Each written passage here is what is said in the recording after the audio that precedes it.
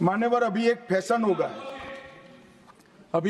हो गया है, आम्बेडकर आम्बेडकर आम्बेडकर आम्बेडकर। ये मांग थी, आज भी मांग है कि गृह मंत्री अमित शाह उन्होंने जो ये आपत्तिजनक अपमानजनक भाषण किया उसको क्षमा मांगना चाहिए।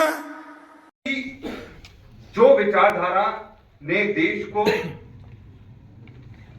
आजाद होते ही राष्ट्रपिता यानी बापू की हत्या करवा दी, बाबा साहब यानी भीमराव अंबेडकर जी के पुतले जलाए, संविधान की प्रतियां जलाई, ऐसे निंदनीय कृत्य करने के बाद भी वो लोग आज सीना तान कर ये बताने की कोशिश कर रहे हैं कि वो इस देश की सेवा कर रहे हैं। भारतीय राष्ट्रीय कांग्रेस जय बापू जय भीम जय संविधान अभियान का समापन करने बाबा साहेब भीमराव अंबेडकर की जन्म स्थली डॉक्टर अंबेडकर नगर महू आ रही है।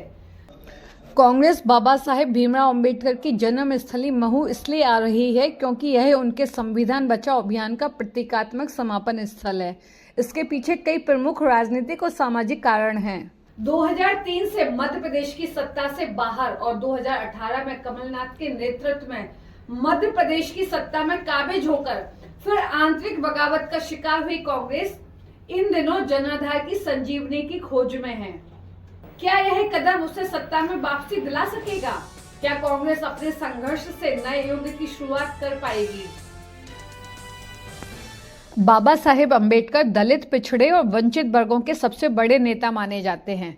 कांग्रेस 2014 के बाद से लगातार अपना जनाधार खोती जा रही है।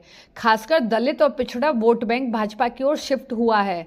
इस यात्रा के माध्यम से कांग्रेस दलित, आदिवासी और पिछड़े समाज को फिर से अपने पाले में लाने की कोशिश कर रही है। 2014 में देश की सत्ता पर नरेंद्र मोदी के नेतृत्व में भाजपा की ताजपोशी के बाद से ही कांग्रेस की लोकप्रियता और जनाधार में भीषण कमी आई है।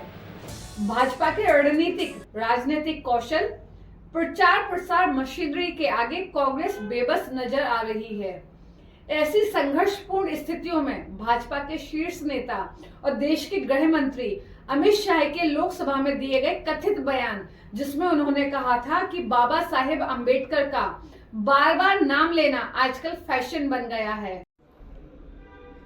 हाल ही में लोकसभा में गृह मंत्री अमित शाह ने कहा था कि आजकल बाबा साहेब का नाम लेना फैशन बन गया है।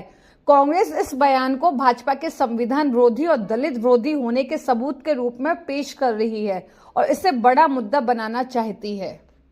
मान्यवर, अभी एक फैशन हो गया है, आम्बेडकर आम्बेडकर आम्बेडकर आम्बेडकर आम्बेडकर आम्बेडकर। इतना नाम अगर भगवान का लेते तो 7 जन्मों तक स्वर्ग मिल जाता। ये अगर शाह कहता है उसको आप सबक सिखाना चाहिए। तो हमारी ये मांग थी, आज भी मांग है। हम डरने वाले नहीं हैं। हम ऐसे बहुत से शाह को देखे हैं, मोदी को देखे। तुम अगर गरीबों को छेड़ेंगे, दलितों को छेड़ेंगे, किसानों को छेड़ेंगे तो कोई भी आपको, किसान दलित आपको नहीं छोड़ेगा, कहीं माफ नहीं करेगा। इसी बयान के बाद कांग्रेस की उस रणनीति ने जोर पकड़ लिया है जिसमें वह भाजपा के लोकतंत्र और संविधान विरोधी बताने का पुरजोर प्रयास कर रही है। लोकसभा के बाहर लंबे समय तक धरना प्रदर्शन किया, जिसके बाद देश भर में संविधान बचाओ का नारा एक बार फिर बुलंद किया और अब आगामी 27 जनवरी को कांग्रेस अध्यक्ष मल्लिकार्जुन खड़गे, नेता प्रतिपक्ष राहुल गांधी, प्रियंका गांधी के नेतृत्व में 2 लाख से अधिक कांग्रेस जन महू में एकत्रित होने जा रहे हैं। राजनीतिक जानकारों की माने तो साफ है कि कांग्रेस को अब यह समझ में आ गया है कि उसे सत्ता में लौटना है तो उससे छिटक चुके कोर वोट बैंक, दलित, पिछड़ा और आदिवासी को अपने पाले में करना होगा।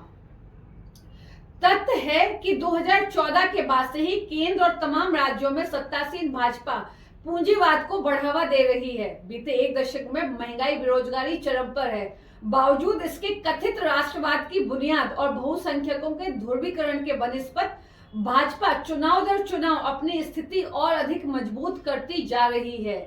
इस समय में कांग्रेस के पास जमीनी जन जुड़ाव, नागरिकों से सतत संपर्क ही इस मुश्किल घड़ी में उबरने का साधन मात्र रह गया है।